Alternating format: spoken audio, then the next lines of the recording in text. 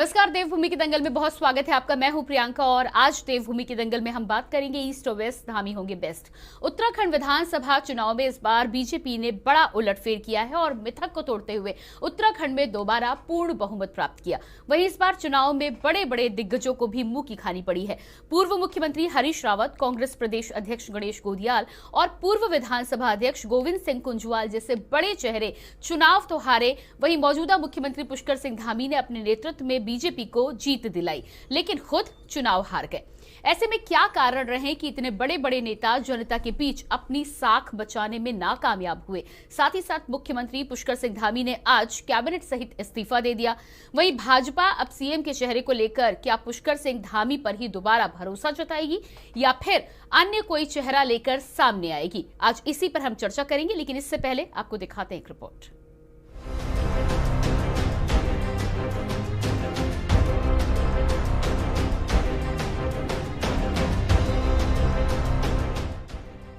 उत्तराखंड में मिथक था कि एक बार भाजपा और एक बार कांग्रेस ही राज करती है, लेकिन मिथक को तोड़ते हुए इस बार विधानसभा चुनाव में भाजपा ने प्रतिद्वंदी कांग्रेस को मात देते हुए दोबारा पूर्ण बहुमत प्राप्त किया। हालांकि भाजपा ने जो नारा दिया था कि अब की बार 60 पार, तो उसको तो भाजपा पार नहीं कर पाई, लेकिन हाँ 47 सीटों की बड़ी जीत दर्ज कर दी। इसी हार और जीत के बीच कई बड़े नेता भी चुनाव में हारे। एक तरफ कांग्रेस के हरीश रावत, गणेश गोदियाल, गोविंद सिंह कुंजवाल, तो दूसरी तरफ भाजपा के मौजूदा सीएम पुष्कर सिंह धामी को करारी हार का सामना करना पड़ा। उनकी हार के बाद अब कई सवाल उठ रहे हैं कि क्या कारण रहे इन दिग्गजों को जनता ने नकार दिया है, और अब भाजपा फिर दोबारा क्या पुष्कर सिंह धामी को ही मुख्यमंत्री बना सकती है या फिर पूर्व मुख्यमंत्रियों के नाम में धामी का नाम भी शामिल होगा? हालांकि सूत्रों से खबर आ रही है कि पुष्कर सिंह पर हाईकमान भरोसा जता सकती है। वहीं भाजपा के नवनियुक्त डोईवाला से विधायक ब्रजभूषण गैरोला ने कहा है कि पार्टी इस पर चर्चा करेगी और हाईकमान का जो भी फैसला होगा वो सर्वमान्य होगा। वहीं राजभवन में इस्तीफे के बाद मुख्यमंत्री पुष्कर सिंह धामी ने आलाकमान को धन्यवाद किया। देखिए, मैं अपने देश के यशस्वी प्रधानमंत्री आदरणीय नरेंद्र मोदी जी का, हमारे राष्ट्रीय अध्यक्ष आदरणीय नड्डा जी का, हमारे गृह मंत्री जी का और केंद्रीय नेतृत्व का, सबका मैं धन्यवाद करना चाहता हूं कि उन्होंने मेरे जैसे सामान्य कार्यकर्ता को यहां उत्तराखंड राज्य के मुख्य सेवक का दायित्व सौंपा था। मुझे खुशी है कि उत्तराखंड की जनता ने हमको 2/3 बहुमत दिया है और मैंने कभी भी कोई पद के बारे में या किसी दावेदारी के बारे में कभी मैंने सोचा भी नहीं है। मेरी पार्टी ने जो मुझे काम दिया था, मुझे यहाँ तक का काम दिया था, मुझे खुशी है कि उत्तराखंड की देवतुल्य जनता ने हमें अपना आशीर्वाद दिया है और 2/3 बहुमत दिया है। तो अगर कहे कि पुष्कर सिंह धामी के लिए भी अगर सीट छोड़ना पड़े या त्रिवेंद्र सिंह रावत, दोनों में से किसी के लिए, देखिए अब वो तो विचार किया जाएगा, लेकिन वो तो बैठ के विचार होगा कि किसके लिए क्या होता है। लेकिन फिलहाल तो जो है विधानसभा चुनाव नहीं लड़े हैं त्रिवेंद्र जी, है ना। आपने त्रिवेंद्र जी के लिए पूछा था, मैंने बता दिया। अब मैं जानना चाह रहा हूँ कि अगर दोनों में से कोई उनके लिए कहीं से कह दिया है, कुछ लोगों ने कह दिया तो अलग विषय है, लेकिन हमारा कहना है कि अभी तो फिलहाल हम लोग इस पे विचार करेंगे, बैठेंगे, पार्टी नेतृत्व तय करेगा और जब पार्टी नेतृत्व तय करेगा उसमें विचार करेंगे हमें क्या करना है, हमें क्या कहिए। वहीं अब कांग्रेस चुनाव हारने के बाद शीर्ष नेतृत्व से विमर्श करने और जनता ने उनको क्यों अपना आशीर्वाद नहीं दिया, इस पर मंथन करने की बात कर रही है। जब जनता ने एक मुख्यमंत्री को नकार दिया है तो मैं समझता हूँ कि वैसे ही इन्होंने मुख्यमंत्रियों की सेल लगा रखी है और अब कोई अगर मुख्यमंत्री बन भी जाएगा ये चेंज उसे ज़रूर कर देंगे, क्योंकि इनकी आइडियोलॉजी बदल चुकी है और ये मुख्यमंत्रियों को ऐसा समझते हैं कि जो हमारे कहे पे चलेगा हम उसको ही लेंगे, जो जनता के कहे पे चलता है हम उसको नहीं लेते। तो अब एक मुख्यमंत्री चुनाव हारे हैं तो नैतिकता के आधार पे उनको इस्तीफा देना चाहिए था। अब ये अंदरूनी मामला है, जिस मर्जी को मुख्यमंत्री बनाए, लेकिन हाँ जनता ने, और जो राजा है जनता, प्रजा नेता होता है, और राजाओं ने नकार दिया है अपनी प्रजा को, जो मुखिया था, तो मैं समझता हूँ कि उन्होंने ठीक किया। अब भाजपा ने 47 सीटों पर बड़ी जीत करते हुए पूर्ण बहुमत तो हासिल कर लिया है, लेकिन उत्तराखंड में सीएम के चेहरे पर चुनाव लड़ने वाली भाजपा पुष्कर सिंह धामी की हार के बाद किस पर भरोसा जताती है? क्या उत्तराखंड में कोई नया चेहरा सामने आएगा या फिर पुष्कर सिंह धामी पर आलाकमान भरोसा जताएगा?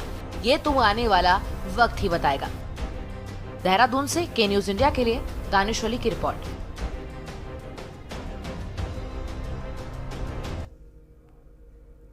तो देवभूमि के दंगल में आज हम बात करेंगे जिस तरह से बीजेपी को एक बार उत्तराखंड में तमाम मिथक तोड़ते हुए उत्तराखंड की जनता ने एक बार फिर से स्वीकार किया है, 47 विधानसभा सीटें देकर बहुमत दिलाया है। और साथ ही साथ इसके साथ एक बार तो पक्की है कि कहीं ना कहीं भारतीय जनता पार्टी की योजनाओं को जनता ने स्वीकारा है। लेकिन उसके साथ ही साथ बड़ा सवाल यह है कि कई दिग्गज उत्तराखंड में, चाहे मुख्यमंत्री पुष्कर सिंह धामी की बात करें या फिर पूर्व मुख्यमंत्री हरीश रावत की बात करें, इन तमाम लोगों को एक बार फिर से हार का मुंह देखना पड़ा है। नेतृत्व की यदि हम बात करें तो आम आदमी पार्टी के कर्नल अजय कोठियाल भी काफी जोर शोर से चुनाव में आगे बढ़े थे, लेकिन उनको भी उत्तराखंड की जनता ने स्वीकार नहीं किया है। तो नेतृत्व को लेकर उत्तराखंड में जो लगातार एक अस्थिरता बनी हुई है, क्या आगे फैसले लिए जाएंगे दोनों ही पार्टियों में, इसको लेकर आज हम चर्चा करने वाले हैं। हमारे साथ तमाम गेस्ट जुड़ चुके हैं। सबसे पहले आपका परिचय करा देते हैं। मीनाक्षी गिल्डियाल यूकेडी प्रवक्ता हमारे साथ है, बहुत स्वागत है आपका। सत्यवीर चौहान भाजपा प्रवक्ता हमारे साथ है, आपका भी बहुत बहुत स्वागत है। दीप वोहरा प्रदेश प्रवक्ता कांग्रेस से हमारे साथ है, आपका भी बहुत बहुत स्वागत है। समीर रतूड़ी आम आदमी पार्टी से हमारे साथ है, बहुत स्वागत है आपका। और नरेंद्र सेठी जी वरिष्ठ पत्रकार हमारे साथ है, आपका भी बहुत स्वागत है। सबसे पहले सत्यवीर जी आपके पास ही आएंगे। बहुत बहुत बधाई आपको, बहुमत के साथ जनता ने एक बार फिर से आपको स्वीकार किया है। सबसे पहली बात तो ये है कि इस बार उत्तराखंड की जनता को क्या नया देने वाले हैं आप, किस तरह से विकास को लेकर जो जनता ने आपको स्वीकार किया है, चुना है, उस पर कैसे खरे उतरेंगे। और दूसरी बात ये, मुख्यमंत्री को लेकर जो संशय बना हुआ है, इस पर क्या फैसला आपकी पार्टी में होने वाला है?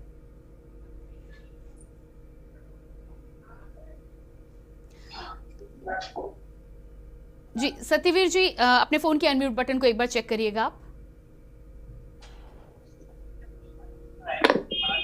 आपको मेरी आवाज आ रही है? जी जी।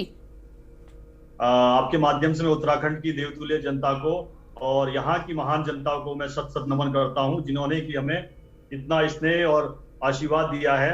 और आने वाले समय में हम जो कार्य रह गए थे उसको और तेजी से प्रगति से करेंगे। यहाँ की जो आशाएं और आकांक्षाएं हैं उस पर ज्यादा से ज्यादा ध्यान देने की कोशिश करेंगे और जिस प्रकार का हमें मैंडेट मिला है उसका सम्मान करते हैं। और इस उत्तराखंड राज्य की प्रगति में हम सभी का साथ चाहेंगे, चाहे स्वास्थ्य के क्षेत्र में हो, चाहे रोड यहाँ के कंस्ट्रक्शन के क्षेत्र में हो, चाहे यहाँ के आम जनता को राहत देने का काम हो। हम हर विषय में प्रमुखता से उनकी बात को रखेंगे और जल्द से जल्द निवारण करने की हम क्षमता रखेंगे। दूसरा, आपने मुख्यमंत्री के विषय पे प्रश्न पूछा, तो मैं ये कहना चाहूंगा, हमारे यहाँ एक इंटरनल डेमोक्रेटिक सिस्टम है, उसके अनुसार हम विधानमंडल की बैठक होगी, उसके बाद जो निर्णय होगा पार्लियामेंट्री बोर्ड के सामने रखा जाएगा, पार्लियामेंट्री बोर्ड उस पर निर्णय लेगा, वो सभी को स्वीकार्य होगा और हम 5 साल मजबूती से सरकार देंगे और उत्तराखंड को चौमुखी विकास की ओर ले जाएंगे। जी बिल्कुल। दीप वोहरा जी भी हमारे साथ प्रदेश प्रवक्ता कांग्रेस से हैं। दीप वोहरा जी, क्या कहना है आपका? जिस तरह का प्रदर्शन रहा है, अब माना ये जा रहा है कि उस पर आत्ममंथन किया जाएगा। सबसे पहले तो इस मैंडेट को लेकर क्या कहना है आपका? देखिए, जो जनता ने पूरा मैंडेट दिया है वो सिरोधारी है और हमने बहुत अच्छा चुनाव लड़ा, हमारे कैंडिडेट्स ने बहुत अच्छा चुनाव लड़ा। लेकिन जो आशा थी, जो LIU और IB की सारी रिपोर्ट्स थी और जो आंकलन था एजेंसियों का जो सर्वे करती हैं, उसके परिणाम जो है उसके अनुरूप हमारे पास नहीं आए, हमें मिले नहीं। मैं समझता हूं कि जो मैंडेट मिला है हमारे सिरोधारी, हम पहले भी विपक्ष में थे, हमारी 8 सीटें बढ़ी हैं और हमारा मत प्रतिशत भी बढ़ा है। लेकिन ये तय था कि और हमारी कोशिश थी कि हम सरकार बनाने जा रहे हैं और लेकिन हमें वो मैंडेट नहीं मिल पाया। हाँ, निराशा जरूर है, लेकिन हम हताश नहीं है, हम डिगे नहीं हैं और ना डरे हैं। हम फिर मेहनत करेंगे, फिर जनता के साथ जो सरकारी कामकाज है, अगर उसमें उसी तरह से लबोलबाब नहीं मिला जनता के लिए, तो हम उसे जनता के साथ उठाएंगे। हम लोक आयुक्त के लिए लड़ते रहेंगे, हम महंगाई के लिए लड़ते रहेंगे, हम बेरोजगारी दर के लिए लड़ते रहेंगे और जो मूलभूत सुविधाएं हैं, जिस तरह आज पूरा राजधानी खुदी पड़ी है सड़कों पे और जगह गदरपुर की साइड, उधम सिंह नगर जिले में, हरिद्वार जिले में जो भी समस्याएं जनता की हैं, जो जनता ने हमें काम दिया है, जो आशीर्वाद दिया है, हम उसको निभाएंगे। जी बिल्कुल। दीप बोहरा जी आपके पास आएंगे अगले सवाल के, लेकिन इससे पहले समीर रतूड़ी जी हमारे साथ आम आदमी पार्टी से भी जुड़े हुए हैं। समीर जी, क्या कहना है आपका? आम आदमी पार्टी को लेकर उम्मीद ये जताई जा रही थी और साथ ही साथ आम आदमी पार्टी के तमाम कार्यकर्ता प्रवक्ता भी ये कह रहे थे कि कुछ बड़ा उत्तराखंड में आम आदमी पार्टी कर सकती है, लेकिन खाता भी नहीं खोला। क्या कहना है आपका? देखिए, बात जरूर है कि हमारी पूरी पार्टी ने जिस तरह से कार्य करने का प्रणाली अपनाई थी, उस हिसाब से हमें पूरा यकीन था कि हम लोग जनता के बीच में अपनी बात पहुंचा पाएंगे। अपने जो मुद्दे जो हम लगातार गारंटी लेके आ रहे थे, उन गारंटी को लेकर जनता को हम कन्विंस कर पाएंगे और जनता शायद हमारा साथ देगी। संभावना यह है कि हम शायद अपनी बातों को ढंग से नहीं रख पाए, हम अपनी बातों को जनता तक नहीं पहुंचा पाए और उससे खमियाजा हम भुगत रहे हैं कि हम कहीं पर भी अपनी सीट नहीं जीत पाए। जो हमें लगता है कि हमें अपनी बातों पर, अपनी कार्यशैली पर पुनर्विचार करना पड़ेगा और देखना पड़ेगा किस प्रकार से हम जनता के अंदर अपना विश्वास को जता सके और दोबारा इस रण पे दोबारा कूद सकते हैं। ठीक है। मीनाक्षी जी, आम आदमी पार्टी की जब बात कर रहे थे तो कई बार यूकेडी से ये बात सामने आती थी कि स्थानीय मुद्दों की बात आम आदमी पार्टी नहीं कर पा रही है और दिल्ली वाला मॉडल उत्तराखंड में नहीं चलेगा। दिल्ली वाला मॉडल उत्तराखंड में तो नहीं चला, ये बात तो जनता ने साफ तौर पर दिखा दिया है मैंडेट देकर कि उत्तराखंड की जनता के कुछ और सपने हैं, उनको उनसे जो कनेक्ट करेगा कहीं ना कहीं जीत उसी को मिलेगी। राष्ट्रीयता भी उसमें से एक आता है। लेकिन यदि हम स्थानीय मुद्दों की बात करें, वहां रहकर लोगों के बीच को समझने की बात करें, तो यूकेडी जो लंबे समय से बनी है उसको भी इस बार भी जनता ने स्वीकारा नहीं है। आप कहां अपने आप को आंक पा रहे हैं इस चुनाव के बाद? क्योंकि लगातार चुनाव दर चुनाव बीतते जा रहे हैं, लेकिन आप स्थानीय मुद्दों को लेकर लगातार बने रहते हैं, पर जनता में वो विश्वास आपको भी हासिल नहीं हो पा रहा। मीनाक्षी जी, फोन को अनम्यूट करिएगा आप सभी को मेरा नमस्कार। और सबसे पहले मैं आपके चैनल के माध्यम से बीजेपी को बहुत बहुत बधाई देना चाहूंगी कि उन्हें जनता ने चुना है जी। और कहीं ना कहीं हो सकता है कि देखिए, मैं यहाँ पर अभी भी यूकेडी की हार नहीं मानती हूँ। मैं मानती हूँ कि हाँ, कहीं ना कहीं जो यूकेडी के स्थानीय मुद्दे जिन पे वो बात करती है, उन मुद्दों की हार हो रही है। आप देखिए, आज 21 सालों के बाद भी उन मुद्दों पे यदि जनता नहीं समझ पा रही है या हम लोग उन तक वो बातें नहीं पहुंचा पा रहे हैं, तो कहीं ना कहीं हमारे मतलब हमें ये समझना होगा कि जनता किस प्रकार से किन चीजों को ज्यादा अहमियत देती है, वो सारी चीजें हमें समझनी होंगी।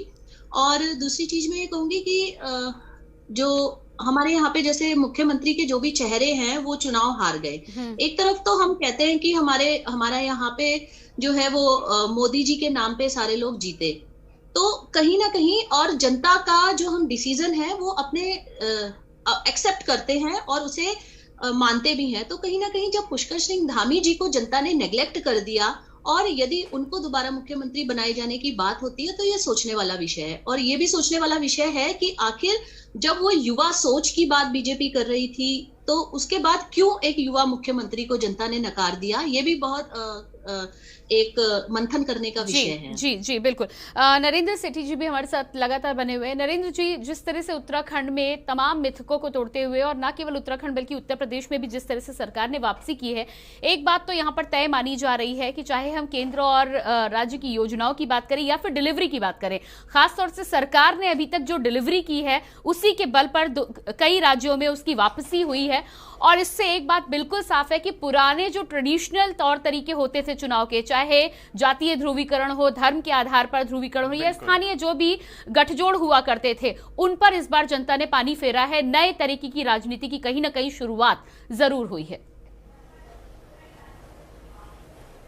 प्रियंका, आपने अपने प्रश्न में मेरी बात को ही शुरू कर दिया। और जो जैसे नया ध्रुवीकरण जो हुआ है, मतदाताओं ने एक नए मन के साथ मतदान किया है और मतदाताओं का इस बार जो मन था वो शायद उन्होंने महंगाई को भी दरकिनार कर दिया, उन्होंने पेट्रोल को दरकिनार कर दिया, उन्होंने पलायन को दरकिनार कर दिया और वो तमाम मुद्दे सब किनारे कर दिए। उनको लगा कि अगर भारतीय जनता पार्टी धर्म की बात करती है, राष्ट्रीयता की बात करती है, तो पहले राष्ट्रीयता है, उसके बाद कुछ और है।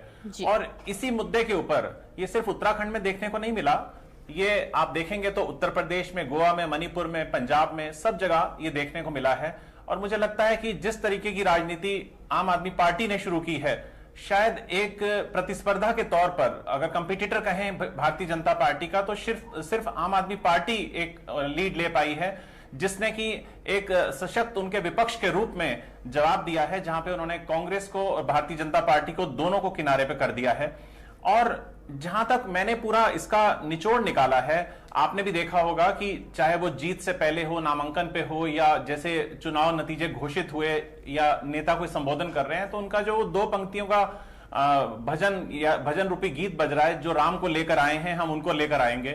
तो ये उन 80% भारतीयों की, हिंदुओं की भावनाओं, उनके साथ में हमारा देश जो है हिंदू बहुल्य देश है और स्वाभाविक है कि यहाँ पे 80% हिंदू आबादी है और उसमें 14% मुस्लिम आबादी है। लेकिन अगर बाकी मुस्लिम्स को छोड़ के बाकी आबादी गिनी जाए तो जिनका ज्यादा झुकाव हिंदुओं के प्रति ही रहता है। तो ये भारतीय जनता पार्टी की जो स्ट्रेटेजी थी कि हम राम को लेकर आए हैं, जो राम को लेकर आए हैं हम उनको लेकर आएंगे, तो शायद ये वाली पंक्तियां, ये पंच लाइन जो थी वो बिल्कुल मतदाताओं के मस्तिष्क पर बैठ गई।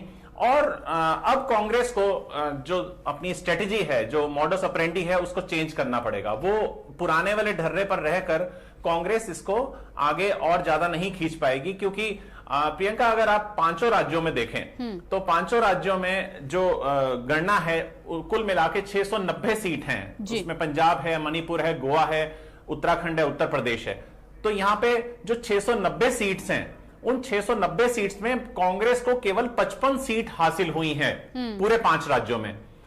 तो आप इसको देखिए कि जो ये ग्राफ है, केवल वो 8% ही विधानसभाओं में अपनी एंट्री ले पाए हैं जी। तो इससे ये सूचक है इस बात का कि कांग्रेस को अपनी स्ट्रेटेजी को पूरा बदलना पड़ेगा। जहां आम आदमी पार्टी 100 सीटें से ऊपर ले गई है, तो यानी कि आज आम आदमी पार्टी जो है तीसरे नंबर की राष्ट्रीय पार्टी बनने की कगार पर और उस पंक्ति में खड़ी हो चुकी है, जिसने चुनौती दे दी है कांग्रेस को भी और अन्य दलों को भी। और ये इन 5 राज्यों में उन्होंने साबित किया है कि देश को अगर कोई सशक्त विपक्ष दे पाएगा या ऑल्टरनेट गवर्नमेंट दे पाएगा, तो केजरीवाल और मनीष सिसोदिया के पास वो गुण हैं कि वो दे पाएंगे।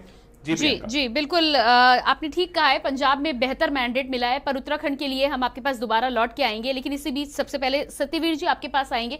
मीनाक्षी गिल्डियाल जी का जिस तरह से कहना है कि बीजेपी को मैंडेट जरूर उत्तराखंड की जनता ने दिया है, लेकिन पुष्कर सिंह धामी को नकारा है। यदि पुष्कर सिंह धामी को जनता ने नकारा है और उसके बाद, हालांकि अभी बीजेपी का फैसला नहीं आया है, लेकिन बात यह भी मानी जा रही है कि कहीं ना कहीं मुख्यमंत्री पद का चेहरा वो हमेशा से रहे हैं, उनके चेहरे पर चुनाव जीता गया है, तो हो सकता है उन्हें ये जिम्मेदारी दी जाए। ऐसे में यदि उन्हें जिम्मेदारी दी जाती है तो कैसे, क्या जनता के फैसले को तो कहीं ना कहीं अस्वीकार किया जा रहा है? अगर जनता उनको अस्वीकार्य करती तो हमारी 48 सीटें कैसे आती? जो ये बड़े बड़े दावे करते थे बीजेपी तो कहीं धरातल पे नहीं दिखेगी इस बार, तो हमारी 48 सीटें कैसे आती? और दूसरा मैं आपको कहना चाहता हूँ, महिलाओं के इन्होंने बड़ा जोर शोर से इन्होंने प्रचार प्रसार किया था कि महंगाई हो गई, ये हो गई। आपको ये बता दूं, सबसे ज्यादा वोट परसेंटेज महिलाओं को हमें मिला है और उत्तराखंड के इतिहास में 8 महिलाएं पहली बार विधानसभा में जा रही है, उसमें से भी 6 महिलाएं हमारे उसमें हैं। तो ये सीधे सीधे तौर पर सभी चीजों को खारिज होती है। और जिस प्रकार से उन्होंने 5-6 महीने में एक रफ्तार इस राज्य को दी और जिस प्रकार से यहाँ के लोगों में उनके प्रति स्नेह और प्यार बढ़ा, वो आज स्पष्ट देखने को जनादेश में मिल रहा है। और हमारे जो सबसे युवा मुख्यमंत्री के रूप में जो उत्तराखंड का उन्होंने नेतृत्व किया है, ये भी एक ऐतिहासिक है। और जो मुख्यमंत्री का जो चेहरे का दावा, मैंने आपको बोला ही है कि हमारा इंटरनल डेमोक्रेटिक है, उसमें सेटअप है पूरा एक, जो निर्णय होगा उस आधार पे आपके समक्ष सब कुछ होगा। और हमने यहाँ पर पिछले 5 सालों में, मैं अपने मित्रों को बता जाऊंगा, ऐतिहासिक काम किए हैं। आप देखते होंगे चार धाम की और ऋषिकेश सत्यवीर जी ठीक कहना है, नेतृत्व में वो जरूर थे, लेकिन उसके अलावा भी कई फैक्टर थे जो उत्तराखंड में आपकी जीत के लिए काम कर रहे थे। केंद्र की बात करें, मोदी मैजिक की बात करें, तमाम प्रत्याशियों की बात करें, और यदि आप इतना ही पुष्कर सिंह धामी के मैजिक की बात कर रहे हैं या उनके भरोसे की बात कर रहे हैं, तो खटीमा सीट से तो वो पहले भी विधायक थे, तो उस सीट से क्यों जनता ने नकारा है? कहीं ना कहीं कुछ कमी तो रही होगी ना, ये तो बात माननी होगी। देखो, जनता का जो आशीर्वाद है उसको स्वीकारना होगा, ठीक है। हमने चिंतन मनन होगा इस पे और उस पे हम आगे और प्रयास करेंगे। मगर इतना कहना चाहेंगे कि हमने 5 सालों में एक मजबूत सरकार दी है और धामी जी ने उसको ऐसी गति दी है कि हर राज्य में उसकी चर्चाएं हुई है। और अब आने वाले समय पे जो कार्य अधूरे रह गए हम उसको पूर्ण करेंगे। और जो हमारे नारी शक्ति के लिए हम जो और प्रयास कर सकते हैं, हमने वैसे भी शुरुआत बहुत अच्छे काम की, चाहे महालक्ष्मी योजना से लेके, चाहे उनके आंगनबाड़ी माताओं के, भोजन माताओं को सशक्त करने के लिए उनके वेतनमान को बढ़ाया हो, चाहे हमने वैक्सीनेशन का काम किया हो, वैक्सीनेशन में इंद्रधनुष के माध्यम से जिस पर जच्चा बच्चा की हमने उसका ध्यान रखा है। तो हमने बहुत, और दूसरा इस चुनाव में एक बहुत अच्छा कार्य हुआ है, जिस प्रकार से हमारे दिव्यांग जन थे उनके घर घर जाके पहली बार वोटिंग हुई है, वो भी एक इस चुनाव में बहुत एक अच्छा प्रयास चुनाव आयोग का रहा है और वरिष्ठ जनों का रहा है। और दूसरा ये है कि हम ठीक है सत्यवीर जी, जनता ने तो आपको मैंडेट दिया है, यकीनन आपका फर्ज बनता है कि 5 साल में इस बार और बेहतर गवर्नेंस देके कहीं ना कहीं उनके भरोसे को आप बनाए रखें। लेकिन अस्थिरता को लेकर सवाल तो होंगे। पिछली बार जिस तरह से 3 मुख्यमंत्री बदले गए थे, उससे ना तो जनता ने आपको मैंडेट जरूर दिया है, लेकिन कहीं ना कहीं जो अस्थिरता हुई है उसकी तकलीफ भी जनता को हुई है। उम्मीद करते हैं इस बार ऐसा कुछ नहीं होगा। खैर अभी समय है उसमें। दीप वोरा जी आपके पास आएंगे। जिस तरह से नरेंद्र सिट्टी जी ने यहाँ पर सवाल उठाए कि तीसरी पार्टी के रूप में यदि हम देखें तो भारतीय जनता पार्टी और समाजवादी पार्टी के बाद में और अलग अलग राज्यों की बात को यदि हम छोड़ देते हैं तो कांग्रेस की आज जो स्थिति है तमाम राज्यों में, उसमें कहीं ना कहीं कांग्रेस को अपनी स्ट्रैटेजी से लेकर विचारधारा और तमाम चीजों पर विचार और मंथन करने की जरूरत है, क्योंकि कई चुनावों में लगातार हर फ्रंट पे जिस तरह से सफलता मिलनी चाहिए थी नहीं मिल पा रही है। यूपी में भी कांग्रेस महासचिव प्रियंका गांधी के आने के बाद भी कुछ कमाल नहीं हो पाया। तो ऐसे में क्या लगता है आपको, किस तरह से किस स्ट्रैटेजी के साथ आगे बढ़ेंगे कि जनता में अपना खोया हुआ विश्वास जो है आपका वो दोबारा हासिल कर सके?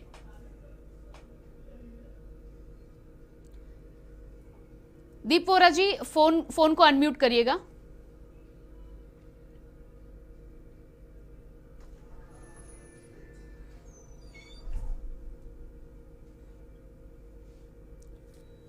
आवाज मिल रही है जी आपको? जी दीप जी अपनी बात पूरी करें आप। देखिए, आपने 3 प्रदेशों की बात कर दी तो सिलेवार मैं इसको बोलूंगा। आपने पंजाब की बात करी। निश्चित तौर पे जिस तरह कांग्रेस किसानों के साथ खड़ी रही और इतना बड़ा आंदोलन कांग्रेस ने किसानों के साथ लड़ा और किसान कांग्रेस पार्टी के साथ जुड़े भी, लेकिन मुझे लगता है कि जो अंतर्द्वंद युद्ध वहाँ पे नेताओं का हो गया और इससे हमें इसका खामियाजा है कि आज पंजाब में हमारी सरकार नहीं है। दूसरी बात आप ये देखिए कि वहाँ पे जो किसान भाई थे, आम जनमानस था, दलित था, ओबीसी था, अल्पसंख्यक था, पंजाबियत थी, वो भाजपा के साथ नहीं जुड़ी। उन्होंने एक अपना अकाली दल के साथ नहीं जुड़ी, क्योंकि अकाली दल भी कई सालों तक भाजपा के साथ जुड़ा हुआ था। उसने एक नया दल देखा, उसको मैंडेट दिया, उसको आशीर्वाद दिया। लेकिन हाँ, कांग्रेस की सरकार थी, कांग्रेस की अपनी जो कमजोरियां रही उसमें चिंतन और मनन होगा, और मैं समझता हूं कि अगर नहीं होगा तो ऐसे ही सरकार दोबारा हमारी वहां स्थापित नहीं हो पाएगी। इतने अच्छे अच्छे बड़े बड़े नेता, चाहे अकालीस के थे, चाहे बीजेपीएंस थे, चाहे जो कांग्रेस छोड़ के गए थे, जो कांग्रेसी थे, इवन मुख्यमंत्री, वो भी हारे। अगर इसमें अपना लोभ, मुझे लगता है जो पर्सनल लोभ है, मुझे कोई गुरेज नहीं है, मुझे कहने में कोई गुरेज नहीं है, जो पर्सनल लोभ उत्तराखंड में नेता का था, जो पर्सनल लोभ वहां के नेता का था, आज वो कांग्रेसियत यहाँ से कहीं पिछड़ती हुई चली गई। अगर 18 वहां जीत सकते थे, 19 यहाँ जीत सकते थे अपने दम पे, कांग्रेस के दम पे, तो मेरे को लगता है कि वहां भी जीत सकते थे, यहाँ भी जीत सकते थे। अति महत्वाकांक्षा दोनों प्रदेशों पे, क्योंकि LIU-IB रिपोर्ट देखिए जिस तरीके से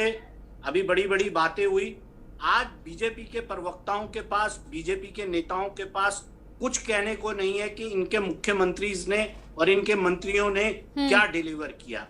ये डिलीवर बात करेंगे केंद्र सरकार की। मोदी जी आते हैं अपने लिए और अपने प्रदेश के लिए, इसके लिए वोट मांगते हैं। इनके जो भी मुख्यमंत्री सेल में आते हैं वो मोदी जी के नाम पे वोट मांगते हैं। किसी में दम नहीं है कि वो अपने नाम से। जी दीप वोरा जी, बड़ी बात है कि आपने कबूल किया है कि जो अंतरकलह है कहीं ना कहीं वो नुकसान का कारण बनी है, और यदि इस पर मंथन नहीं किया गया तो कहीं ना कहीं आगे कांग्रेस जिस तरह से जिस जगह पे होनी चाहिए थी वो जगह पाने में मुश्किल होगी। फिलहाल एक छोटे से ब्रेक के लिए रुकते हैं।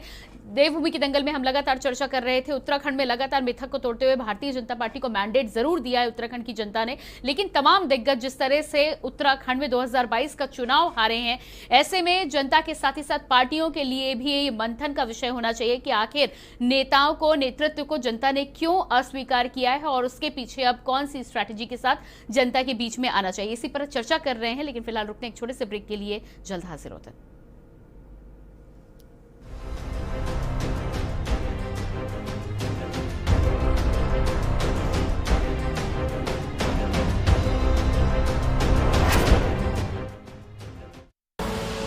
आप देख रहे हैं के न्यूज, खबरों का सारथी।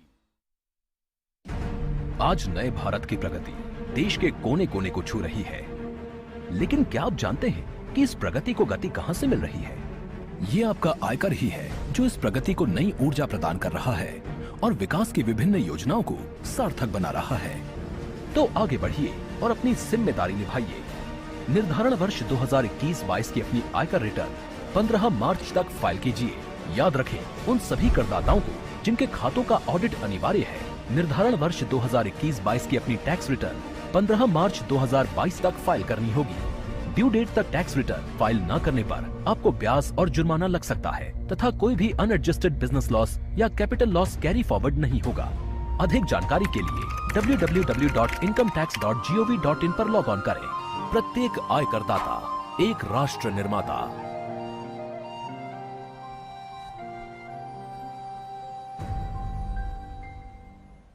जुबान के लिए उड़ चला गैरों की ज़मीं पर, खुशबू अपनेपन की ढूंढता।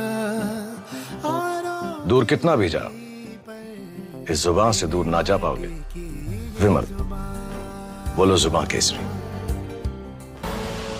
आप देख रहे हैं के न्यूज, खबरों का सारथी।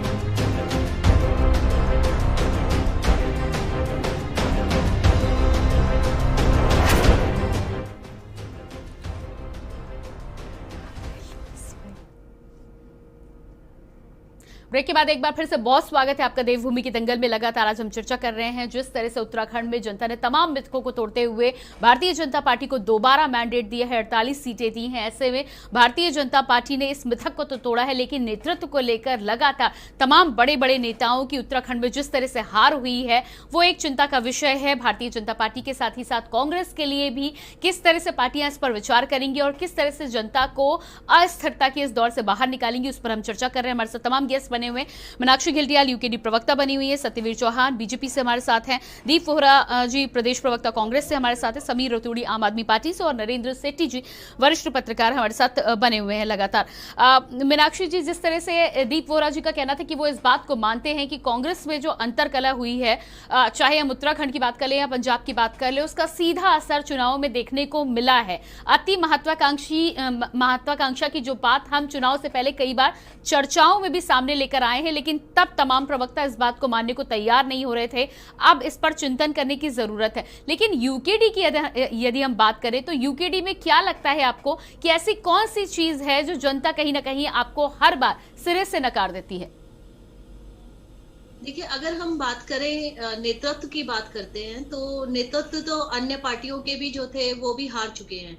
तो ये कहना गलत होगा कि उत्तराखंड क्रांति दल के पास नेतृत्व नहीं है, लेकिन कहीं ना कहीं मुझे ये लग रहा है क्योंकि हम 21 सालों से, देखिए, जनता को ये समझने में भी बहुत समय लगा था कि हमें एक अपना अलग राज्य चाहिए, और ये समझने में भी देर लगी थी कि हमें उसके लिए अपना एक क्षेत्रीय दल चाहिए, क्योंकि 1979 में क्षेत्रीय दल की स्थापना हुई थी और उसके बाद 2000 में जाके हमें राज्य मिला था। तो जनता को थोड़ा समय लगा था समझने में कि एक अलग राज्य हमारा होना चाहिए यदि पहाड़ी राज्य की बात करनी है।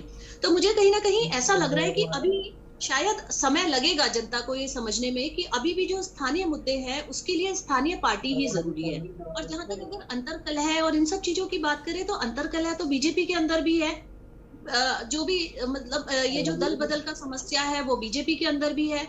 लेकिन कहीं ना कहीं मुझे लगता है कि मोदी जी की बात को शायद जनता मान रही है, क्योंकि जब 2017 में मोदी जी आए थे तो उन्होंने कहा था कि हमें डबल इंजन की सरकार चाहिए, केंद्र में भी चाहिए और स्टेट में भी चाहिए। तो जनता ने उन्हें वो दिया, प्रचंड बहुमत दिया। उसके बाद दोबारा 2022 में आके मोदी जी ने कहा कि 5 साल का समय कम है, हमें 5 साल का समय और चाहिए। तो शायद जनता अभी उनकी बातों पे विश्वास कर रही है और ठीक है, हम भी उम्मीद करते हैं कि इस बार हमें ऐसा मुख्यमंत्री मिले जो उत्तराखंड के राज्य के बारे में सोचे, डिपेंड ना होना पड़े सेंटर के ऊपर, जो अपने स्टेट के बारे में, स्टेट की समस्याओं को खुद ही यहाँ पे सॉल्व कर सके। तो हम ऐसी उम्मीद करते हैं क्योंकि 5 साल बीजेपी की सरकार है और उम्मीद करेंगे क्योंकि सरकार चाहे जो भी हो, सरकार सभी की होती है, मुख्यमंत्री सभी के होते हैं और कार्य जो है वो जनता के होने होते हैं। जी, तो उम्मीद करेंगे कि अच्छा मुख्यमंत्री हमें मिले। ठीक है, समीर जी आपके पास आएंगे। जिस तरह से हम बात करते हैं, नरेंद्र जी का भी कहना है कि आम आदमी पार्टी के रूप में कहीं ना कहीं जनता के सामने एक ऑप्शन तो जरूर अवेलेबल है और यही वजह है कि पंजाब में जिस तरह से जनता ने आपको भारी मैंडेट दिया है, लेकिन और इसी बीच आपके पास वापस लौट कर आएंगे। उत्तराखंड से बड़ी खबर आ रही, सबसे पहले दर्शकों को वो खबर बता देते हैं। बड़ी खबर उत्तराखंड से बड़ी खबर। उत्तराखंड में सीएम चेहरे को लेकर चर्चा हुई तेज। उत्तराखंड से बड़ी खबर, उत्तराखंड में सीएम चेहरे को लेकर चर्चा तेज। सतपाल महाराज और धन सिंह रावत का नाम सबसे आगे। सतपाल महाराज और धन सिंह रावत का नाम आगे। प्रदेश में प्रचंड जीत के बाद सीएम के नाम पर मंथन शुरू। उत्तराखंड से बड़ी खबर आपको बता रहे हैं। धामी के चुनाव हारने से दिग्गज नेताओं में भी टेंशन। उत्तराखंड में मुख्यमंत्री पद के चेहरे को लेकर शुरू हुआ मंथन। सतपाल महाराज और धन सिंह रावत का नाम आगे। बड़ी खबर आपको बता रहे हैं, सतपाल महाराज और धन सिंह रावत का नाम आगे। पार्टी में तमाम बड़े नेताओं को मुख्यमंत्री पद के लिए अब मंथन करने की बात कही गई है, बात सामने आई है। धामी के चुनाव हारने से दिग्गज नेताओं में भी टेंशन बनी हुई।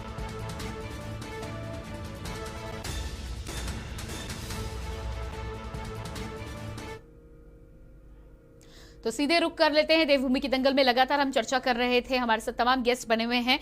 सत्यवीर जी आपके पास ही आएंगे। जिस तरह से बड़ी खबर, तो लगातार बड़ी खबर हम आपको बता रहे हैं। उत्तराखंड से बड़ी खबर हमने आपको बताई है। जिस तरह से अब प्रचंड बहुमत उत्तराखंड में मिलने के बाद 48 सीटें जीतकर कहीं ना कहीं मिथक को तोड़ा। और इसी बीच हमारे साथ ब्यूरो चीफ राजेश वर्मा उत्तराखंड से जुड़ रहे हैं। जी राजेश, जिस तरह से मिथक टूटा है, 48 सीटें भारतीय जनता पार्टी को मिली है, कहीं ना कहीं उत्तराखंड की जनता ने इतिहास रचा है, लेकिन मुख्यमंत्री पद का चेहरा अभी भी भारतीय जनता पार्टी के लिए टेंशन बरकरार बनाए हुए है। क्या कहना है आपका? प्रियंका, मैं बता दूं कि भले ही सरकार जो है फुल बहुमत से एक बार दोबारा आई है भाजपा, और इसके बाद जो है एक संचय जो है वो उत्तराखंड में फिर बनता हुआ दिखाई दिया है, क्योंकि मुख्यमंत्री के चेहरे को लेकर के संचय बना हुआ है। क्योंकि आज ही दोपहर जो है राज्यपाल को जो है संवैधानिक तौर पे जो है आज पुष्कर सिंह धामी ने अपना इस्तीफा सौंप दिया है। तमाम कैबिनेट के मंत्रियों ने अपना इस्तीफा जो है राज्यपाल को सौंप दिया। भले ही वो कार्यवाहक के तौर पे जो है अभी रखा गया है, लेकिन अब जल्द जो है मुख्यमंत्री का चेहरा जो है वो डिसाइड हो जाएगा। संभवतः जो सूत्र बता रहे हैं कि आज देर शाम तक जो है ये क्लियर हो जाएगा कि आखिरकार मुख्यमंत्री जो है उत्तराखंड के 2022 के कौन होंगे।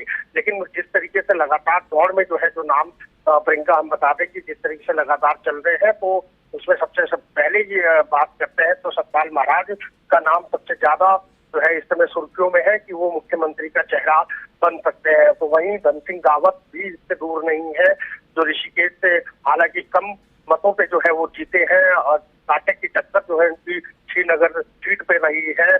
उन्होंने कांग्रेस के प्रदेश अध्यक्ष जो है उनको हार जो है उनको दी है, और उनका नाम भी जो है इस लिस्ट पे चल रहा है। वहीं बिशन सिंह चौपाल जो है जो पेयजल मंत्री जो है वो अभी तक मौजूदा सरकार में रहे हैं, तो उनका नाम भी जो है सुर्खियों में। और वहीं पुराने दिग्गज नेताओं की अगर बात करते हैं तो प्रियंका, डॉक्टर रमेश पोखरियाल निशंक, और साथ ही जो अगर बात करें तो अजय भट्ट भी जो है इस दौर में जो है मुख्यमंत्री की दिखाई दे रहे हैं। बहरहाल ये कहना बड़ा मुश्किल होगा, लेकिन पर्यवेक्षक के तौर पे जो है यहाँ पर केंद्र द्वारा जो है भेज दिए गए हैं धर्मेंद्र प्रधान और साथ में पीयूष गोयल को, जो डिसाइड करेंगे जल्द से जल्द कि आखिरकार जो मुख्यमंत्री होगा नए चेहरे पर किसकी स्वीकृति होती है।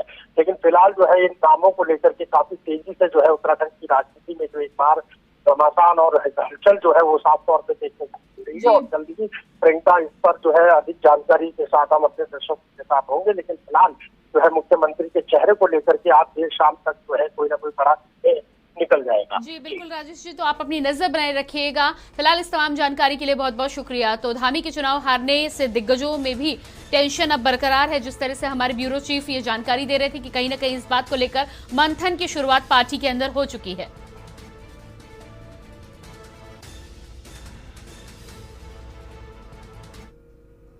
तो उत्तराखंड से जुड़ी इस बड़ी खबर के बाद सीधे रुक कर लेते हैं। चर्चा में तमाम मेहमान हमारे साथ बने हुए हैं।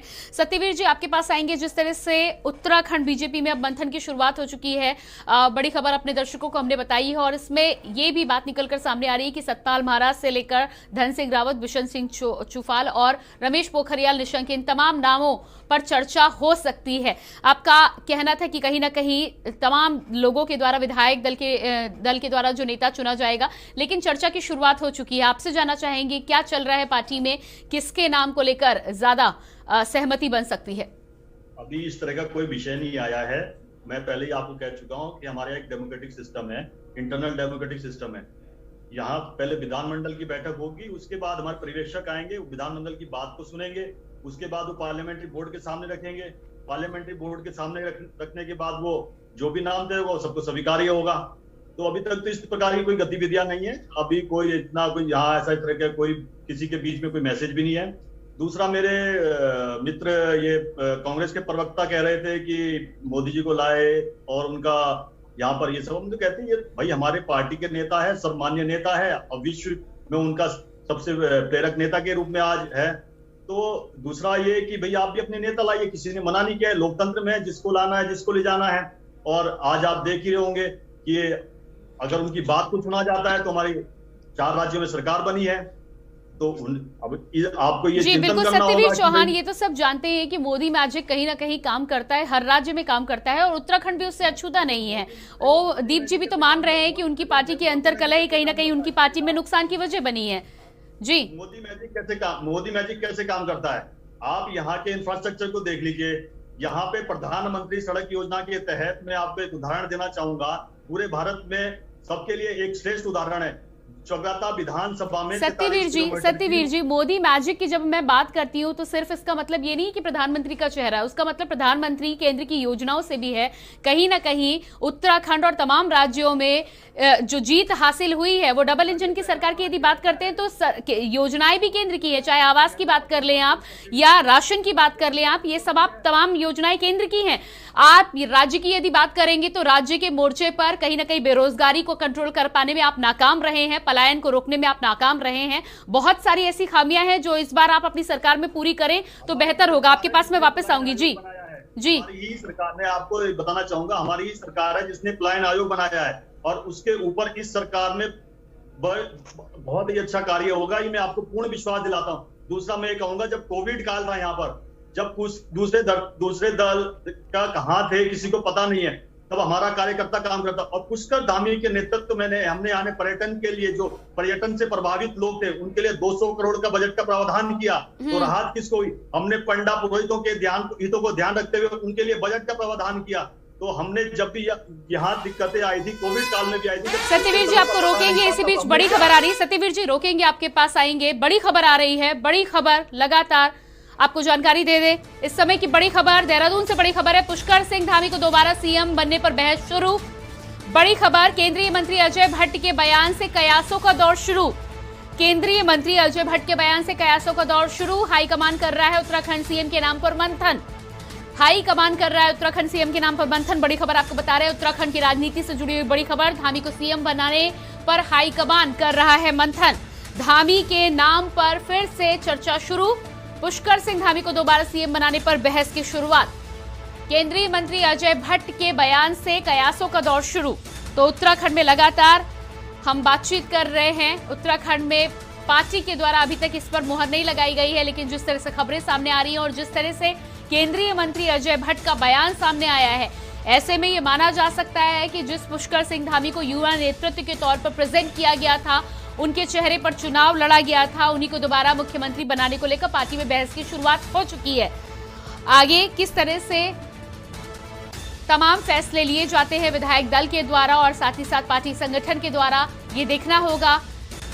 लेकिन बहस की शुरुआत हो चुकी है। हाईकमान कर रहा है उत्तराखंड में मुख्यमंत्री पद के चेहरे पर मंथन। धामी को सीएम बनाने के लिए हाईकमान का मंथन शुरू। बड़ी खबर उत्तराखंड से आपको बता रहे हैं, पुष्कर सिंह धामी को दोबारा सीएम बनाने पर बहस की शुरुआत हो चुकी है। केंद्रीय मंत्री अजय भट्ट के बयान के बाद कयासों का ये दौर उत्तराखंड में शुरू हुआ है। तो हाईकमान में लगातार मुख्यमंत्री के नाम को लेकर चर्चा की शुरुआत हो चुकी है, उस पर मंथन किया जा रहा है। फैसला कब तक आता है इसके लिए इंतजार करना होगा। और इसी खबर पर हमारे साथ दिल्ली से रेजिडेंट एडिटर अमित दुबे जुड़ चुके हैं। जी अमित, जिस तरह से पुष्कर सिंह धामी को दोबारा मुख्यमंत्री बनाए जाने को लेकर पार्टी में कहीं ना कहीं चर्चा की शुरुआत हो चुकी है और केंद्रीय मंत्री अजय भट्ट ने भी इसी ओर इशारा करते हुए बयान दिया है, क्या कहना है आपका? देखिए, सबसे बड़ी बात है क्योंकि महज 3 महीने पहले ही पुष्कर सिंह धामी मुख्यमंत्री बने थे, जब बीजेपी पूरी तरह से बैकफुट पर थी। और ऐसे में अब बीजेपी न सिर्फ पूर्ण बहुमत बल्कि एक बड़ी मेजोरिटी लेके खासतौर बीजेपी ने जीत हासिल की है। और यही बड़ी वजह है कि पुष्कर सिंह धामी भले ही खटीमा से चुनाव हार गए हों, लेकिन अभी भी उनकी दावेदारी उसी तरह से मजबूत चल रही है। हालांकि बीजेपी इसे लेके भी मंथन कर रही है कि आखिरकार कहां से उन्हें विधायक बनाया जाएगा। चंपावत के विधायक की बात करें तो उन्होंने ऑलरेडी पेशकश की है कि वो पुष्कर सिंह धामी के लिए अपनी सीट छोड़ सकते हैं, वो चाहे तो वहां से चुनाव लड़ लें। लेकिन पहले फैसला आलाकमान को लेना है कि आखिरकार पुष्कर सिंह धामी को उत्तराखंड की कमान सौंपी जाएगी या नहीं, क्योंकि अब सरकार गठन की प्रक्रिया शुरू हो चुकी है। और यही बड़ी वजह है कि केंद्रीय नेतृत्व जो है, खासतौर चाहे वो हम प्रभारी की बात करें या उत्तराखंड के सांसदों की बात करें, मंत्रियों की बात करें, तमाम लोगों में चिंतन मंथन जारी है कि आखिरकार उत्तराखंड का मुख्यमंत्री कौन होगा। जी बिल्कुल, तो इस पर आप अपनी नजर बनाए रखिए, जैसे ही आपके पास कोई अपडेट आती वापस लौट करेंगे। फिलहाल इस तमाम जानकारी के लिए अमित जी आपको बहुत बहुत शुक्रिया। तो लगातार दिल्ली से रेजिडेंट एडिटर का ये कहना था कि कहीं ना कहीं पुष्कर सिंह धामी का जिस तरह का परफॉर्मेंस रहा है पिछले 3 महीनों में, उसको लेकर पार्टी दोबारा विश्वास करने को लेकर मन बना रही है और मंथन की शुरुआत हो चुकी है। तो देवभूमि की दंगल में लगातार उत्तराखंड को लेकर हम चर्चा कर रहे थे। तमाम गेस्ट हमारे साथ बने हुए हैं, सीधे एक बार फिर से रुक कर लेते हैं। लगातार यहाँ पे नरेंद्र सेठी जी आपके पास आएंगे। अगले सवाल आपसे ही। सत्यवीर जी से मैं बातचीत जाने की कोशिश करी थी, पर उनका साफ कहना है कि पार्टी का फैसला होगा और जब फैसला होगा तब उन्हें जानकारी। लेकिन कयासों के दौर की शुरुआत हो चुकी है। क्या लगता है आपको कि अभी तक का जो परफॉर्मेंस रहा था मुख्यमंत्री पुष्कर सिंह धामी का, उसके आधार पर कहीं ना कहीं उनके नाम पर सहमति बन सकती है? देखिए प्रियंका, ये जो जैसे जो इनको मैंडेट मिला है जितने विधायकों का, और एक प्रचंड बहुमत ही कहूंगा मैं दोबारा इनको जो मिली है भारतीय जनता पार्टी को, तो ये मोदी मैजिक या अंडरकरेंट था भारतीय जनता पार्टी के प्रति, उसी के नतीजा था कि उनको इतनी बड़ी संख्या में दोबारा सदन में चुन के आए हैं। अब ये डिपेंड करता है कि वैसे व्यवहारिकता के तौर पर देखा जाए तो जो निर्वाचित विधायक हैं वही नेता सदन चुनते हैं, जो एक परंपरा चली आई है। लेकिन अब चूंकि इनके पास एक प्रचंड बहुमत है, केंद्र में भी है, राज्य में भी है, और 3 राज्यों में और दोबारा चुन के आ गए हैं, 4 राज्यों में, तो कोई उंगली उठाने वाला नहीं है अगर, तो इसको देखते हुए उनकी चॉइस है। डबल इंजन की सरकार है, उन दोनों इंजन्स में ड्राइवर कौन से बिठाने हैं ये तय पार्टी हाईकमान ने करना है, नरेंद्र मोदी जी ने करना है। तो वो जिसको भी बिठाएं, जिस चॉइस को बिठाएं, अगर जो पराजित हुए हैं मुख्यमंत्री उनको दोबारा कमान सौंपे और उन पर भरोसा जताएं। हालांकि पुष्कर धामी स्थानीय राजनीति के कारण उसके शिकार हुए हैं। जिस तरीके से यहां परंपरा चली आई है कि मुख्यमंत्री को हरा देने की एक परंपरा है, जो उन्होंने ध्यान दिया नहीं इस बात के ऊपर, वो एक तरफा विकास की तरफ लगे रहे और वो अपने क्षेत्र में ये भांप नहीं पाए कि क्या अंदर खाने चल रहा है। तो उसका ये जिस तरह षड्यंत्र का एक शिकार हुए हैं, और उसको उस बात को पूरे शीर्ष नेता भी समझ रहे हैं और उनकी काबिलियत के ऊपर उनको भरोसा है। तो इसी को देखते हुए शायद मुझे लगता है कि पुष्कर सिंह धामी को बिना किसी और नई गुटबाजी को जन्म देने के उन्हीं पे भरोसा जताकर राज्य को एक बार दोबारा उन्हीं के हाथ सौंपने की उन्होंने मन बनाया है। तो ये अब उनका विवेक है, उसमें मुझे नहीं लगता कि कांग्रेस भी कोई हस्तक्षेप करने की स्थिति में है या कोई अन्य दल या अन्य कोई पार्टी का नेता। जी बिल्कुल। समीर जी आपके पास आएंगे। आम आदमी पार्टी की जिस तरह से हम बातचीत कर रहे थे, मैं आपसे सवाल करने जा रही थी, उसी बीच में खबर आई थी पंजाब में आपको अप्रत्याशित बहुमत मिला है। यकीनन पंजाब की जनता ने आपको स्वीकार किया है। दिल्ली में दूसरी बार आपकी सरकार इस समय चल रही है, लेकिन उत्तराखंड की साफ तौर पर जिस तरह से बात करें, और उत्तराखंड में आपने तमाम स्थानीय दलों को देखा है, उत्तराखंड में कर्नल अजय कोठियाल तमाम लोगों के बीच गए और लोगों से कनेक्ट करने की कोशिश की, उसके बावजूद भी वो कनेक्ट नहीं बन पाया।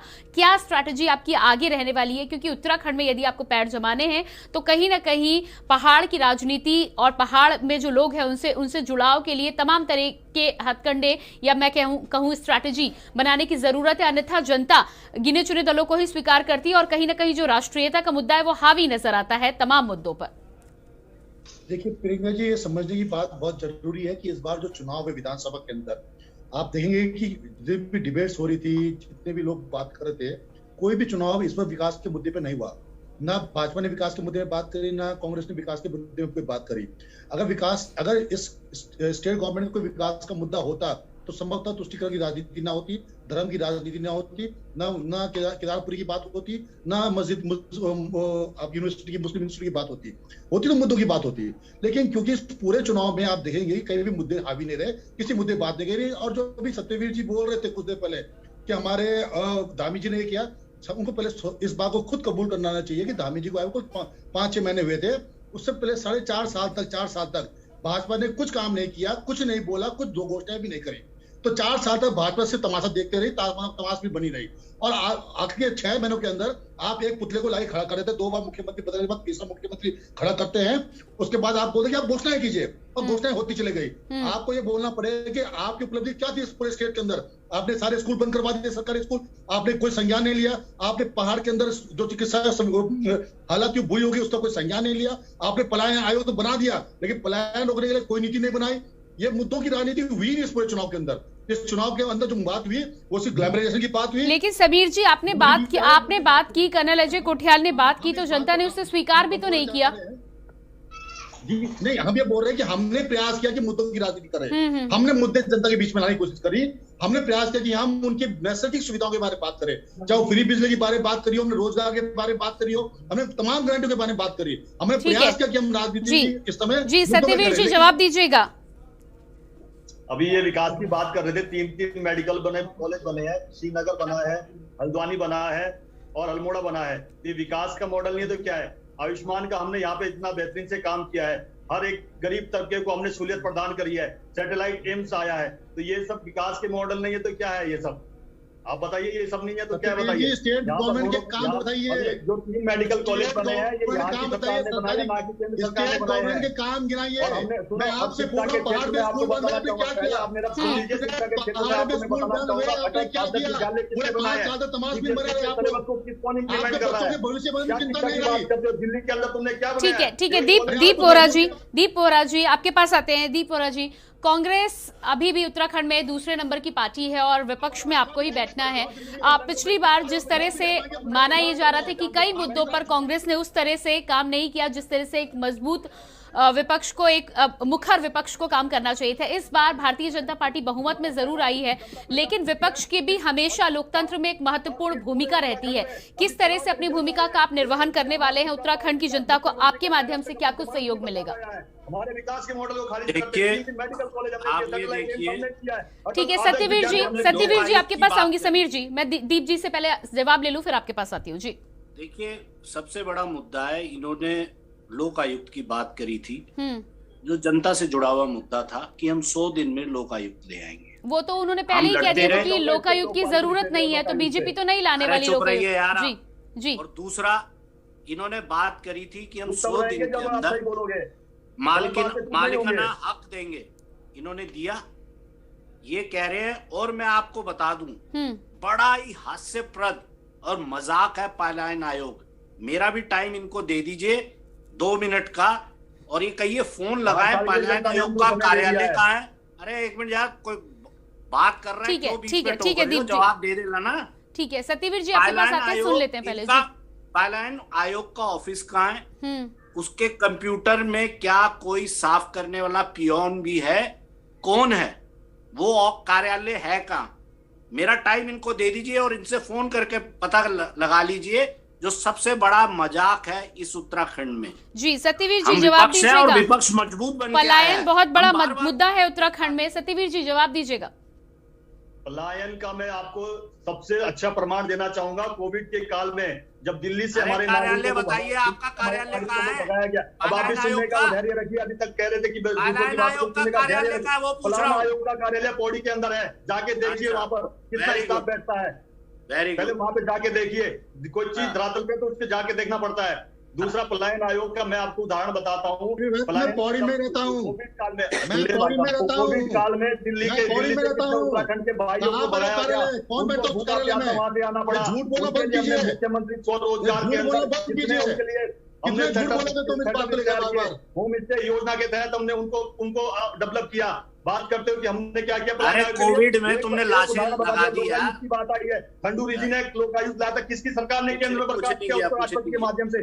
केंद्र में कांग्रेस की सरकार थी उस समय। हमसे बात करते हमने ठीक है नरेंद्र जी के पास में आऊंगी। नरेंद्र जी, सत्यवीर जी ठीक है, आपने अपनी योजनाएं गिना ली, अगले 5 साल हैं आपके पास इसके लिए। नरेंद्र जी, जिस तरह से पलायन की हम जो बात कर रहे हैं, दीप वोरा जी ने जो सवाल उठाया, क्या लगता है आपको इन तमाम मुद्दों को लेकर? बड़े मुद्दे थे उत्तराखंड में, लेकिन जिस तरह से काम होना चाहिए था वो नहीं हुआ। आखिरी समय पे घोषणाएं जरूर की गई है, बहुमत जरूर मिला है भारतीय जनता पार्टी को, लेकिन जो काम नहीं हुए हैं कहीं ना कहीं उस पर सवाल उठाना भी विपक्ष के साथ ही साथ जनता का भी हक बनता है।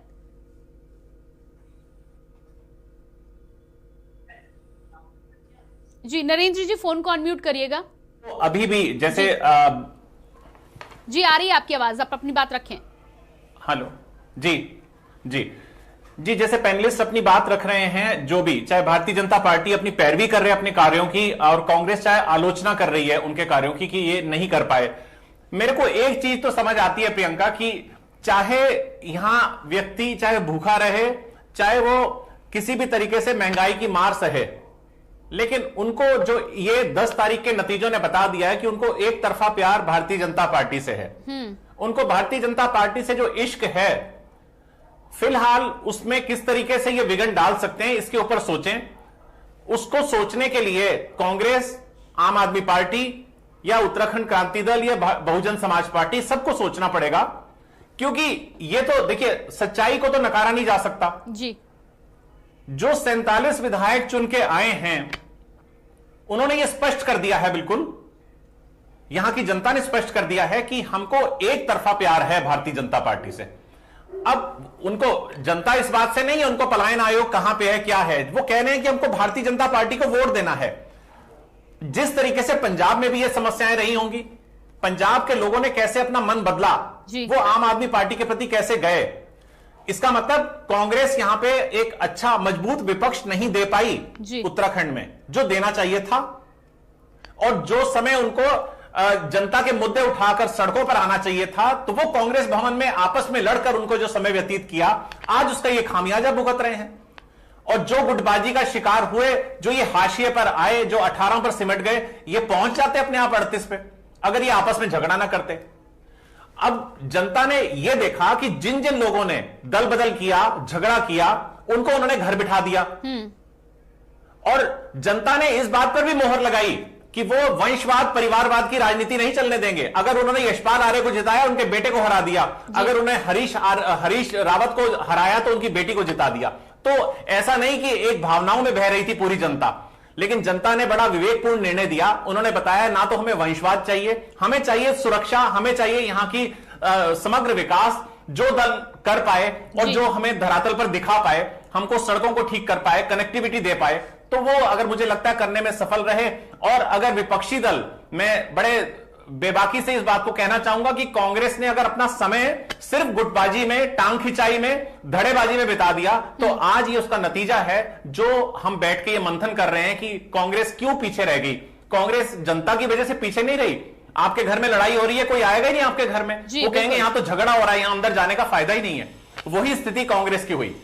और आज इस बात को मंथन करने की आवश्यकता है। मैं ये नहीं कह रहा हूं कि कांग्रेस देशद्रोही पार्टी है। कांग्रेस ने 50 साल तक, 60 साल तक इस देश को एक दिशा दी है, बहुत अच्छे अच्छे मकाम हासिल किए हैं उसके कांग्रेस के नेतृत्व में, और भारतीय जनता पार्टी ने उनसे 2 कदम आगे बढ़ के किया है। अब देखना यह है कि इस प्रतिस्पर्धा की राजनीति में कौन बेहतर दे पाता है। जी बिल्कुल नरेंद्र जी, और इसी के साथ अपनी चर्चा को हम आज यहीं विराम देंगे। आपने अपना समय दिया उसके लिए आपका बहुत बहुत धन्यवाद। सत्यवीर जी बहुत धन्यवाद आपका, दीप वोरा जी बहुत धन्यवाद जुड़ने के लिए, समीर जी आपका धन्यवाद, और मीनाक्षी जी आपका भी बहुत बहुत धन्यवाद। तो देवभूमि के दंगल में आज हम चर्चा कर रहे थे जिस तरह से उत्तराखंड में 48 सीटें जीतने के बाद भारतीय जनता पार्टी ने कहीं ना कहीं मिथक तोड़ते हुए इतिहास रचा है।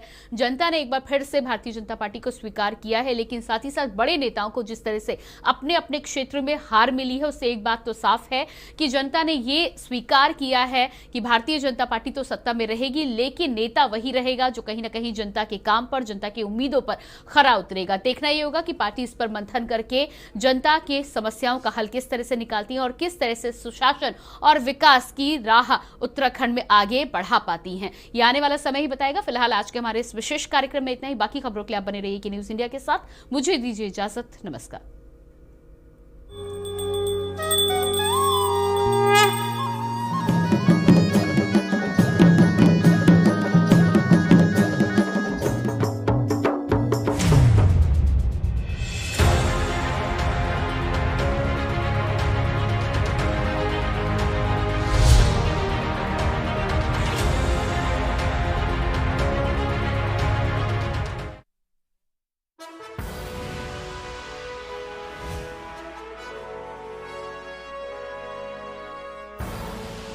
आप देख रहे हैं के न्यूज, खबरों का सारथी।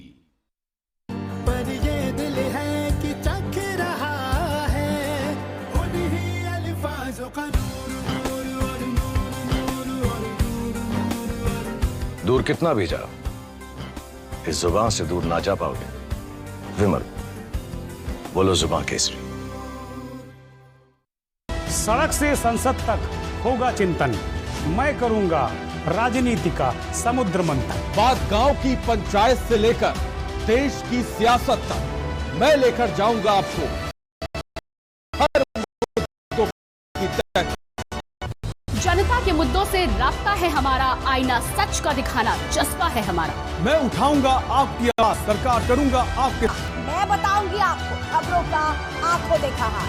हर तरफ है सियासत का नजारा, तैयार हो चुका है चुनावी अखाड़ा। जनता के मुद्दों को उठाते हैं हम, हकीकत से रूबरू करवाते हैं हम। मैं करूंगी सबके हक और हुकूक की बात, खोलूंगी सियासत के नए नए राज। आपकी कसौटी पर उतरेंगे खरे, हम हैं खबरों के सारथी। आप देख रहे हैं के न्यूज, खबरों का सारथी। खुदी को आजमाया है तो ये अंदाज आया है, खुदी को आजमाया है तो ये अंदाज आया है। तुम में भी मैं हूं, शुद्ध प्लस पान मसाला।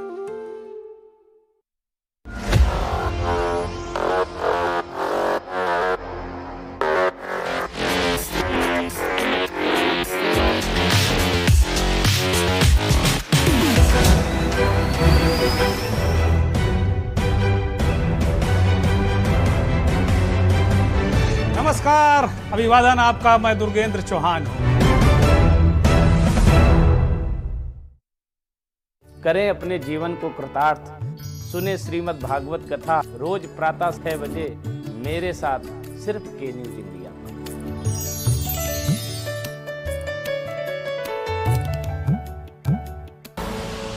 आप देख रहे हैं के न्यूज, खबरों का सारथी।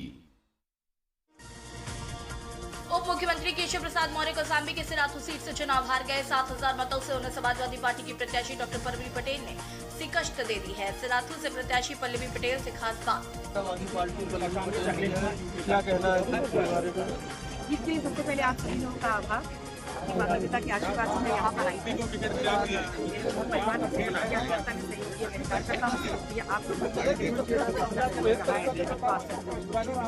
बेटे की हार में आपका क्या कहना है? मैं सिर्फ इतना कहना चाहूँगी कि जो कथन मैंने कहा था प्रमाणित।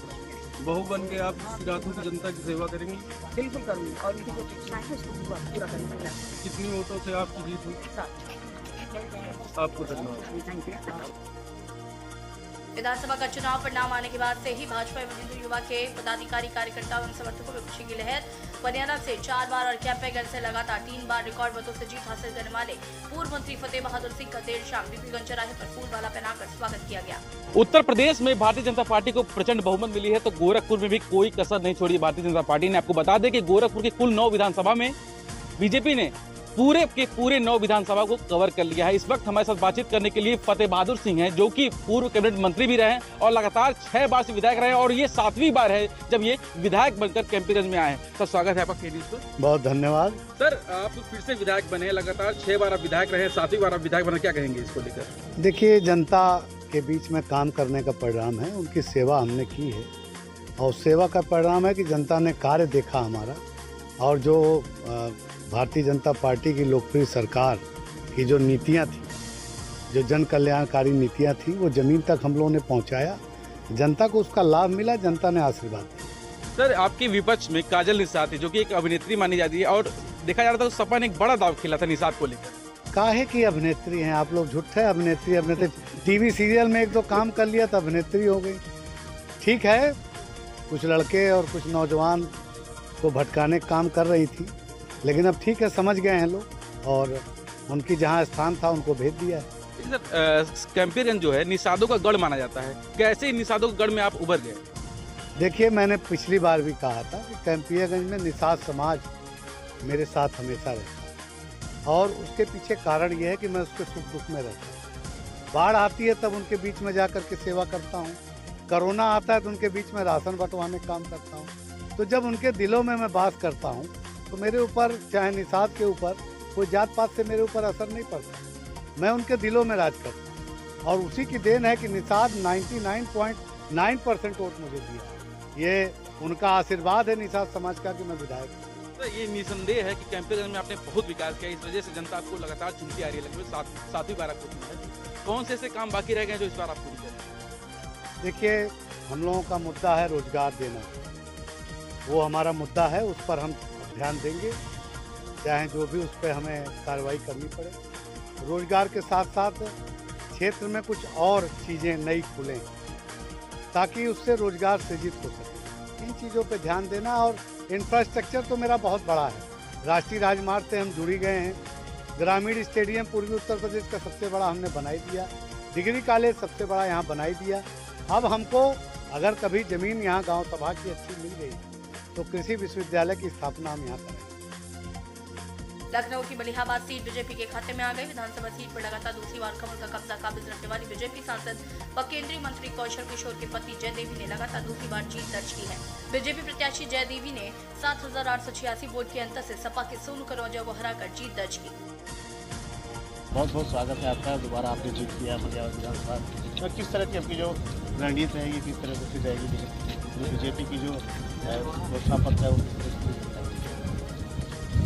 जनता तो मैसेज बहुत अच्छा रहेगा, क्यों आज हमारी जो जनता दोबारा विधायक बना है, आज हमारे प्रधानमंत्री मोदी जी का किया हुआ जो आज कार्य चल रहा है, तो जनता से कार्य से मोदी जी के और योगी जी के कार्य से बहुत खुश है। और मेरी जो क्षेत्र की जनता है वो भी बहुत मेहनत किया है, हर लोगों से मिले हैं और जो हमको सभी कुछ ऐसे प्रधानमंत्री जी के, मुख्यमंत्री जी के कार्यों से जो जनता मुझसे जुड़ी है वो भी बहुत मेहनत किया है। मैं अपनी जनता को, क्षेत्र मलिहाबाद क्षेत्र की जनता को बहुत बहुत बधाई दे रहा हूँ। जय हिंद, जय हिंद। मलिहाबाद की जनता का जिन्होंने दोबारा भरोसा किया और जीत दर्ज कराई, तो कहीं ना कहीं मतलब जो है प्रधानमंत्री और मुख्यमंत्री को भी आप साधुवाद किया कि उनकी वजह से जीत दर्ज हुई है। लखनऊ से के न्यूज़ के लिए अरुण चतुर्वेदी। कानपुर की आर नगर सीट पर सपा के प्रत्याशी अमिताभ वाजपेयी ने जीत दर्ज की। भाजपा प्रत्याशी सुरेश वस्ती कड़े मुकाबले के बाद हार गए। शुरुआती राउंड से बढ़त बनाकर चले सुरेश बाद में पीछे हो गए। हमारे साथ इस वक्त आर नगर के जीते हुए विधायक और पिछली बार भी जीते अमिताभ वाजपेयी जी। अमिताभ जी, बहुत बहुत बधाई आपको। 2017 की वो भाजपा की लहर और 2022 में भी इसको लहर कहा जाए तो गलत नहीं होगा, फिर से आप जीत कर आए। जनता के बीच में रहने का, उनके सुख दुख में शामिल होने का, मदद करने का, विकास करने का लाभ अपना होता ही है। मुझे मौका दिया था मेरे लोगों ने, मेरी टीम ने मेरा साथ दिया है, इसलिए दोबारा हम लोग उसी जीत को फिर से हासिल करने में कामयाब हुए हैं। विधायक जी, कहा जा रहा था प्रत्याशी स्विच कर दिए गए कि अब कुछ हो सकता है, लेकिन दोनों विधानसभाएं लगभग हार गए। अब उनकी क्या रणनीति मैं नहीं जानता, लेकिन मुझे सबसे बड़े चाणक्य जो उनके हैं वो कानपुर में आए थे, इन्हीं दोनों सीटों पर आए थे। तो मुझे लगता है शायद वो खुद ही इन दोनों प्रत्याशियों को भला नहीं चाहते थे, इसीलिए जो गणित बिठा गए वही बिठा गए होंगे। मुझे उनके बारे में ज़्यादा आइडिया नहीं है। चाणक्य के आने से नुकसान हो गया? पता नहीं, मैं क्या जन उनकी पार्टी में क्या बोले। मैंने तब भी कहा था कि अगर वो अमित है तो मैं अमिताभ हूँ, और हम लोग ऐसे बहुत